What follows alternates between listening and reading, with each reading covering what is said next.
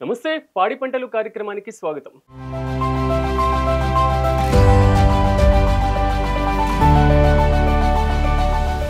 దేశం వ్యవసాయ ప్రధానమైనటువంటి దేశంలో వ్యవసాయ రంగం మీద ఆధారపడి అనేక మంది రైతులు జీవిస్తూ ఉంటారు. ప్రభుత్వాలు తీసుకునేటువంటి విధానాల దగ్గర నుంచి ప్రభుత్వాలు అమలు చేసేటువంటి కార్యక్రమాల వరకు, దేశ విదేశాల మధ్య జరిగేటువంటి వాణిజ్య అంశాల వరకు ప్రతి దాంట్లో కూడా వ్యవసాయ రంగం, రైతులు అనేటువంటి వారు కీలకంగా ఉంటారు. ఇలాంటి నిర్ణయాల్లో ఏ కీలకమైనటువంటి నిర్ణయం తీసుకున్నా ఆ దేశంలో ఉన్నటువంటి వ్యవసాయ రంగంతో పాటుగా రైతుల మీద కూడా దాని ప్రభావం పడుతుంది. ఇలాంటి అనేక అంశాలు మనతో పాటు డిస్కషన్ చేయడానికి ప్రముఖ వ్యవసాయ విశ్లేషకులు, నిపుణులు సాదిక్ గారు మనతో పాటు అందుబాటులో ఉన్నారు. సాదిక్ గారు నమస్తే అండి. నమస్తేనండి. సాదిక్ గారు, ప్రస్తుతం జరుగుతున్నటువంటి చర్చ తెలంగాణలో ఇంప్లిమెంట్ అవుతున్నటువంటి భూభారతి గురించి.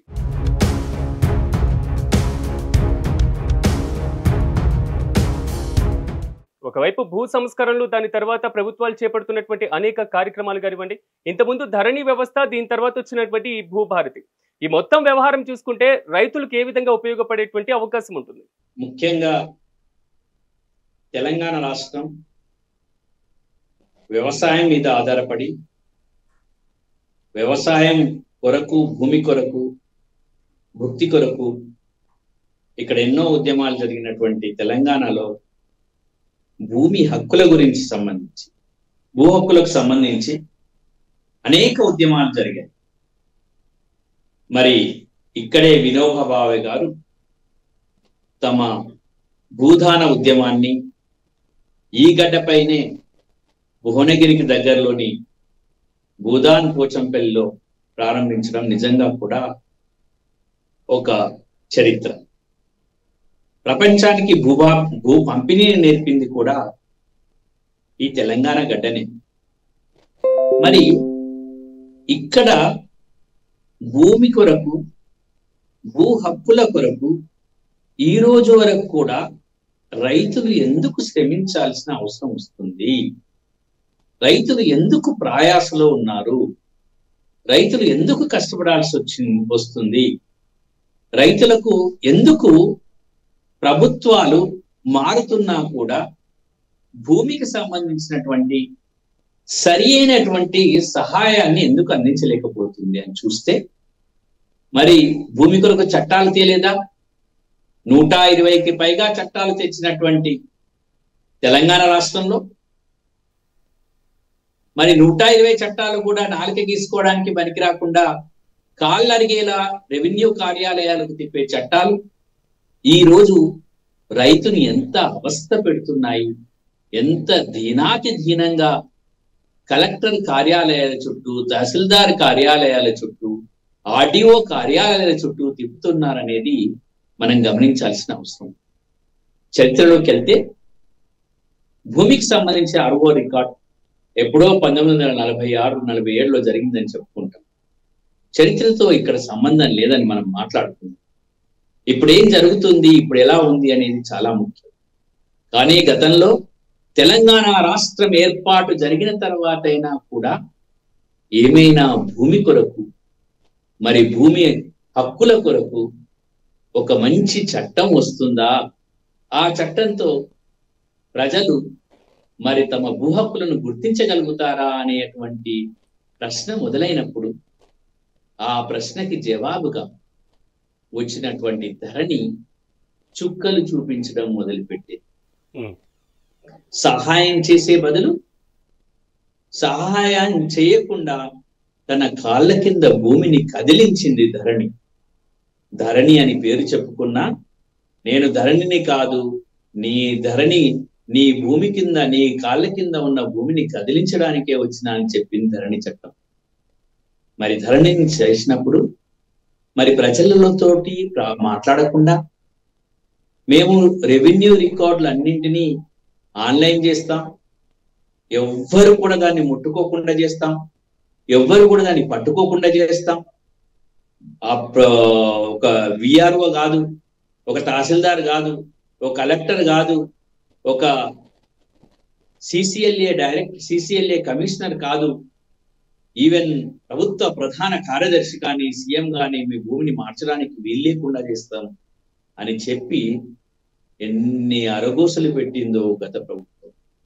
మరి ఎందుకు ఇలా జరిగింది అని చూసుకుంటే తప్పు ఎక్కడా అని మనం ఆలోచించాల్సిన విషయం అప్పుడు ఉత్పన్నమైనప్పుడు నేను రాష్ట్ర వ్యాప్తంగా మరి తప్పు ఎక్కడ జరిగింది అని ఎన్నికల ముందు సంవత్సరంలో, గత ఎన్నికలకు ముందు సంవత్సరంలో మరి పూర్తి రాష్ట్రాన్ని ధరణి అధ్యయనం కొరకు, పూర్తి రాష్ట్రంలో ఉన్న రైతులను కలవడం కొరకు ఒక సుదీర్ఘమైనటువంటి ఒక 45 రోజుల పాటు ఒక ప్రయాణాన్ని, ఒక బస్సును తీసుకొని, ఒక మినీ బస్సుతో ఒక యాత్రను ప్రారంభించింది. అది ప్రజల వద్దకు వెళ్తేనే ప్రజల విషయాలు తెలుస్తాయి. ప్రజలు ధరణి కొరకు ఏమంటున్నారు, ఏం జరుగుతుందని తెలిసినప్పుడు వారు పడే ఒక ప్రతి విషయాన్ని రికార్డు చేసి అందరి ప్రజల ముందు దాఖలాపరిచినప్పుడు, అందరి ప్రజల ముందుకు కళ్ళకు కట్టినట్లుగా తీసుకొచ్చినప్పుడు రాజకీయ పార్టీలన్నీ కూడా ఇక ఎన్నికలు వస్తున్నాయి, ఏదో ఒకటి ధరణి కొరకు చేసి తమ వంతుగా తాము ఓట్లను దంచుకుందాం అనుకుని వాటిని మేము ధరణిని బంగాళాఖాతంలో కలుపుతామని ఒకరు, ధరణి లేకుంటే దారుణమే అని మరొకరు ప్రజల ముందుకు రావడం జరిగింది.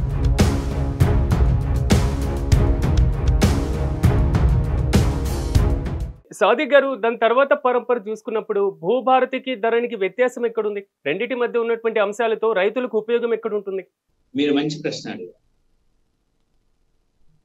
అంతకు ముందు ధరణికి ముందు 1976 1971 పాస్ 76, అంతకుముందు 71లో పట్టాదారు పాస్బుక్ యాక్ట్ అనేది ఉంది. ఆ పట్టాదారు పాస్బుక్ యాక్ట్ ని రద్దు చేసి ధరణి 2020లో అక్టోబర్లో రావడం జరిగింది. అప్పుడు ఏం జరిగిందంటే ఒక మ్యుటేషన్ జరిగే ప్రక్రియ. అంటే నేను ఎవరి వద్దనైనా భూమిని కొంటే ఆ భూమిని కొన్న తర్వాత రిజిస్ట్రేషన్ అయిన తర్వాత తహసీల్దార్ కార్యాలయంలో నేను భూమిని ఆర్ఓఆర్ రికార్డు లేదా భూ రికార్డులోకి ఎక్కించుకోవాలనుకుంటే ఆ రిజిస్ట్రేషన్ కాగితాన్ని తీసుకెళ్లి తహసీల్దార్ కార్యాలయంలో ఇస్తే వాళ్ళు నోటీసులు ఇచ్చి 15 రోజుల నోటీసులు ఇచ్చి చాలా సుదీర్ఘమైన ప్రక్రియను చేపట్టి 71 నుంచి 2000 వరకు అలా ప్రక్రియని చేపట్టడం జరిగింది. నోటీసులు ఇవ్వడం, నోటీసుల తర్వాత ఇవన్నీ ఒక ప్రక్రియను చేసి అప్పుడు ఇగో భూమి నీకు ఇక్కడ ఉంది ఈ అని ఆర్ఓఆర్ ఎంట్రీ అంటే భూమికి సంబంధించినటువంటి రికార్డులో ఎంట్రీ చేయడం జరిగింది. కానీ ధరణి వచ్చిన తర్వాత భూమి కొనగానే అది వెంటనే మ్యూటేషన్ కావడం అంటే భూ రికార్డులోకి ఎక్కిపోవడం జరిగింది. అయితే ఇక్కడ జరిగింది ఏంటి? అసలు భూ రికార్డులకు భూమి ఉన్న వాళ్ళ లిస్ట్, ఒక గ్రామాన్ని తీసుకున్నాం, ఒక గ్రామం గురించి చాలా చక్కగా మాట్లాడుతున్నాం.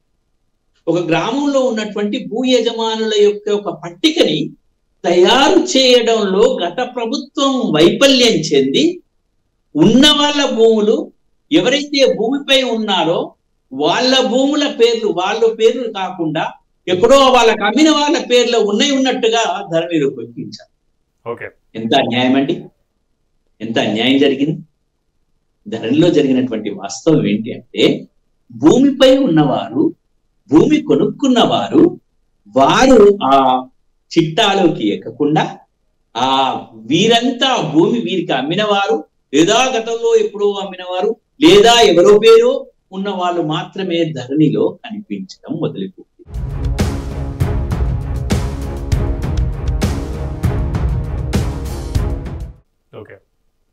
గుండెలు బాదుకున్నారండి రైతులు. అయ్యో నా పేరు లేదు, నేను భూమి మీద ఉన్నాను అని గుండెలు బాదుకున్నటువంటి తరుణంలో మరి భూభారతి చట్టం వచ్చింది. అయితే మేము ఇక్కడ భూభారతి చట్టాన్ని కూడా చాలా విస్తృతంగా మనం గమనించాల్సిన అవసరం ఉంది. ఇంకా భూభారతి చట్టం వచ్చి ఇంకా సంవత్సరం కాలేదు. సంవత్సరం లోపలనే ప్రక్రియ పూర్తి కావాలి. కానీ ఇంకా ప్రక్రియ ప్రారంభం కాకపోవడం కూడా చాలా విచారకరం అండి. ఎందుకంటే ఈరోజు ఎలక్షన్ నగారా మోగింది. మళ్ళీ ఇప్పుడు మొత్తం రెవెన్యూ వ్యవస్థ అంతా కూడా ఎలక్షన్ వైపు వెళ్తుంది 2-3 నెలల వరకు. మరి ఏంటి ఈ వ్యవస్థ ఏంటి అనేది మనం ఆలోచించాలి.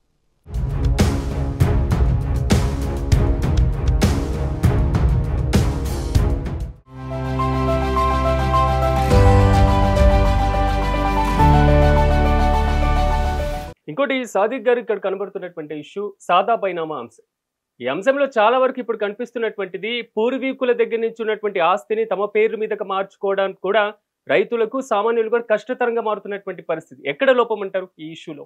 సాదా బైనామా ప్రక్రియను మనం చూసినట్లయితే అక్కడ సాదా బైనామా అనేది 1971 చట్టంలో కూడా రాకుండా 1989లో దీన్ని ఎంట్రీ చేశారు. ఏంటి అది అసలు ఎందుకు వచ్చింది? సాదా బైనామా అనే ప్రక్రియను ఎక్కడ వచ్చిందంటే, ఎప్పుడైతే తెలంగాణ ప్రాంతంలో అనేక ఉద్యమాల కారణంగా భూమి పంపిణీ జరగాలని, భూమి కొరకు జరిగిన ఉద్యమాల కారణంగా చాలా మంది అప్పుడు ఉన్నటువంటి పరిస్థితుల దృష్ట్యా భూమిని భూస్వాములు వేరే వాళ్ళ ఊర్లో వదిలిపెట్టేసి హైదరాబాద్ తరలి రావడం జరిగింది. ఆ వస్తున్న క్రమంలో అంతకుముందు ఉన్న క్రమంలో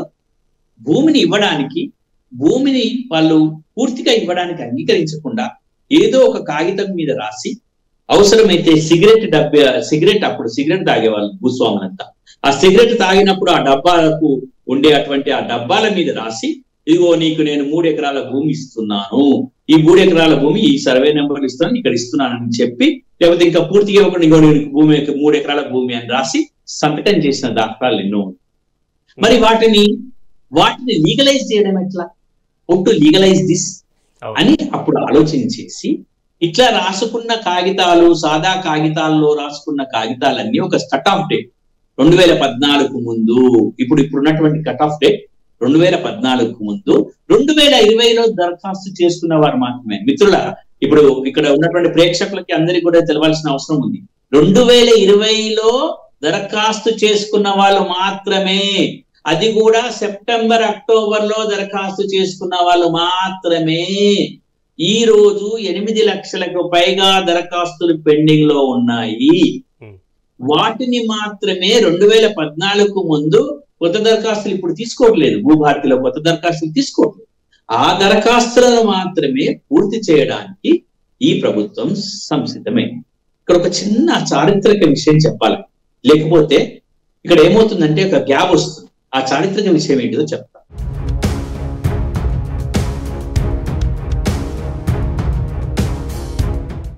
ఇంకోటి కూడా ఎందుకు ఆ డేట్ ని ప్రధానంగా తీసుకోవడం జరిగింది చెప్తాను. అది అక్కడికి వెళ్తున్నాను, ఆ విషయంలోకి మనం వెళ్దామండి. ఆ విషయమే చెప్తాను. ఏం జరిగింది? అక్టోబర్లో 14వ తారీఖు 15వ తారీఖు అట్లా మనకి ధరణి చట్టం వచ్చింది 2020 అక్టోబర్. అంతకు ముందే ఆగస్టులోనే నోటిఫికేషన్ వచ్చింది, సాదా బైనామాలు మీరు పెట్టుకోండి, 2014 ముందు దరఖాస్తు చేసుకోండి. ఆ నోటిఫికేషన్ ఎక్కడి వరకు పోయింది? ఈ అక్టోబర్లో ఈ యాక్ట్ వచ్చిన తర్వాత, ఈ యాక్ట్ వచ్చింది కదా, ఈ యాక్ట్ ఎప్పుడు వచ్చింది? అక్టోబర్ 14. నవంబర్లో కూడా దాన్ని పెంచడం జరిగింది ప్రభుత్వం. నవంబర్లో కూడా దరఖాస్తు చేసుకోండి. అంటే కొత్త చట్టానికి ముందు, కొత్త చట్టం రాకముందు, కొత్త చట్టం వచ్చిన తర్వాత, కొత్త చట్టం రాకముందు 2 నెలలు, కొత్త చట్టం వచ్చిన తర్వాత 1 నెలకి దరఖాస్తు చేసుకోమని చెప్పి, ఇప్పుడు ఈ బార్డర్ లైన్ మధ్యలో కొత్త చట్టం వచ్చిన తేదీ ఉంది, అదొకటి గుర్తుపెట్టుకోండి.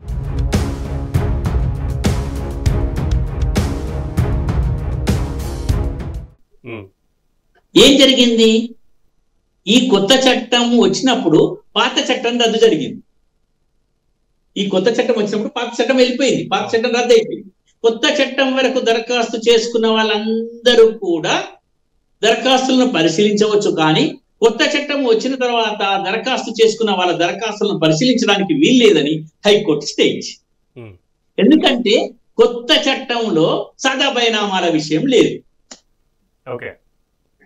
దానివల్ల కొత్త చట్టం వచ్చిన తర్వాత దరఖాస్తు చేసుకున్న వాళ్ళ దరఖాస్తులన్నీ కూడా స్టేగా ఉండడం వల్ల ఆ దరఖాస్తులు 6 నుంచి 8 లక్షల దరఖాస్తులను పెండింగ్ లో పెట్టడం జరిగింది. 2020 నుంచి 20 అయిపోయింది, 21 అయిపోయింది, 22 అయిపోయింది, 23 అయిపోయింది. ప్రభుత్వం ఉలుకు పలుకు లేదు. ప్రభుత్వం అప్పుడే ఆర్డినెన్స్ చేసి, ఈ కొత్త చట్టంలో మేము సాదా బైనామాలను పెట్టలేదు, కానీ సాదా బైనామాల ప్రక్రియను పరిశీలించడానికి మేము ఆర్డినెన్స్ తెస్తాము, ఒక చట్టాన్ని తెస్తామని ప్రభుత్వం అప్పుడు చేయకపోవడం వల్ల 2020లో ఎప్పుడైతే ఈ సంక్లిష్టమైనటువంటి విషయం హైకోర్టు ముందుకు వచ్చినప్పుడు ప్రభుత్వం స్పందించకపోవడం వల్ల ఈ రోజు వరకు, ఇప్పటి వరకు ఈ రోజు వరకు కూడా ఏ దరఖాస్తు కూడా పరిశీలనకు నోచుకోలేదు. ఏ దరఖాస్తు కూడా పరిష్కారం కాలేదు. కానీ కొత్త చట్టం వచ్చిన తర్వాత సెక్షన్ 6లో సెక్షన్ 6 పెట్టి ఆ సెక్షన్ 6లో ఈ సాదా బైనామాలు చేయండి అని చెప్తే మొన్నటికి మొన్న హైకోర్టు నుంచి స్టే ఉన్నటువంటి దాన్ని ప్రభుత్వం చెప్తే ఆ హైకోర్టు స్టే తీసేసి ఈ ప్రక్రియను ప్రారంభించి ఇప్పుడు గ్రామ సభల్లో పెట్టడానికి ప్రభుత్వ అధికారులు ముందుకెళ్తారు. ఇది జరిగిన విషయం.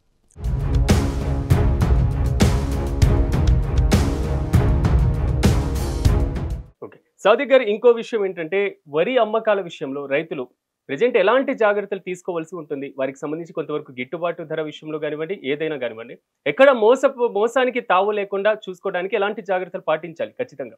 చూడండి, వరి విషయంలో సన్న బియ్యానికి బోనస్ ఇస్తా అని చెప్పి 500 రూపాయలు ప్రతి క్వింటాల్. అవునా? 500 రూపాయలు సన్నలకి ఇవ్వాలి. మరి బోనస్ ఇచ్చే ప్రక్రియలో ఇప్పుడు మీరు చూడండి, మనము ఒక పని చేద్దాం. మనం అందరం కలిసి వరి కోతలు ప్రారంభమైనప్పుడు మనం తెలంగాణ రాష్ట్రాన్ని తిరుగుదాం. తిరిగితే ఏం కనిపిస్తుంది? వరి కోతలు అయిపోయిన తర్వాత ఏం కనిపిస్తుంది? ఊరూరులో ఏం కనిపిస్తుంది? మనం రోడ్డు మీదకి వెళ్ళిపోతుంటే ఏం కనిపిస్తుంది? రోడ్ల మీద ఆరబోసుకొని ఉంటారు. రోడ్ల మీద ధాన్యం ఆరబోసుకుంటూ ఉంటారు. ఎందుకని? ఇది ప్రతి చోట కనిపించేటువంటి ప్రత్యక్ష సాక్ష్యం అండి. ప్రభుత్వానికి కళ్ళు లేవా? ప్రభుత్వాలకు కళ్ళు లేవా? కబోదురా? ఈ ధాన్యాన్ని వాళ్ళు ఎక్కడ ఆరబోయాలో లేక, ఆరబోసే పరిస్థితి లేక వాళ్ళు రోడ్ల మీద ఆరబోసుకొని వాటిని బస్తాలలో నింపి వాటిని మార్కెట్ యార్డ్కి తరలిస్తారు. ఇంతలోపు వర్షం వస్తే చెప్పండి పరిస్థితి. ఇంతలోపు వర్షం వస్తే, పెద్ద పెద్ద వర్షాలు వస్తే కొట్టుకుపోయినాయి. అంతేకాకుండా కొనుగోలు ప్రక్రియ ఏంటిదండి? ఎక్కడ కొనుగోలు ప్రక్రియ పెడుతున్నాం? బయట, బయట కొనుగోలు ప్రక్రియ. ఎవరి ద్వారా? స్వయం సహాయ గ్రూపులు, లేకపోతే మార్కెట్ యార్డ్ల ద్వారా చేస్తున్నప్పుడు ఎన్ని రోజులు ఉంటున్నాయి అక్కడ? ఎన్ని రోజులు బయట ధాన్యం దగ్గర పడుకునే పరిస్థితి ఉంది? ప్రభుత్వం రైతులను రాజును చేస్తా అని చెప్తుంది. ధాన్యం దగ్గర పడుకోబెడుతుందా అండి? ధాన్యం పక్కన పడుకోవలసిన పరిస్థితి. ఎక్కడైనా మార్కెట్ యార్డ్లు ఉన్నాయా? ఎక్కడైనా మనము దాచిపెట్టుకోవడానికి సరిపోను ఎక్కడైనా ఉందా? నేను వరి కోసినాక నేను ఎక్కడ పెట్టుకోవాలి దాన్ని అని చెప్పండి మీరు. నేను మార్కెట్ యార్డుకు తరలిస్తే అప్పుడే కొనుగోలు కేంద్రానికి తరలిస్తా. కొనుగోలు కేంద్రం దగ్గర అక్కడ పోసి పెడతా. బయట మీరు ప్రతి చోటుకి వెళ్దాం, ఊరికి వెళ్దాం, కళ్ళు లేని కబోదులకు చూపిద్దాం.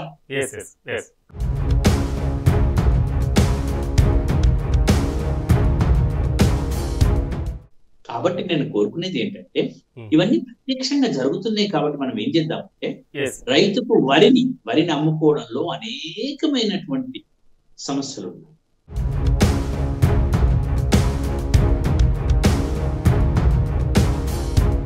సాదిక్ గారు, ఈ అంశం గురించి డిస్కషన్ చేసేటప్పుడు మళ్ళీ మనం ఇంకోసారి కూడా సమావేశం అవుదాం. ప్రధానంగా ఈ రోజు మీరు మాతో పాటు పార్టిసిపేట్ చేసి రైతులు తీసుకోవాల్సినటువంటి జాగ్రత్తలతో పాటుగా సాదా బైనామా, భూభారతి చట్టాల గురించి వివరించినందుకు మీకు కూడా ప్రత్యేకంగా కృతజ్ఞతలు. ఇది వాటి పాడి పంటల కార్యక్రమం. మరో కార్యక్రమంతో మళ్ళీ కలుద్దాం. చూస్తూనే ఉండండి మెగా 9 టీవీ.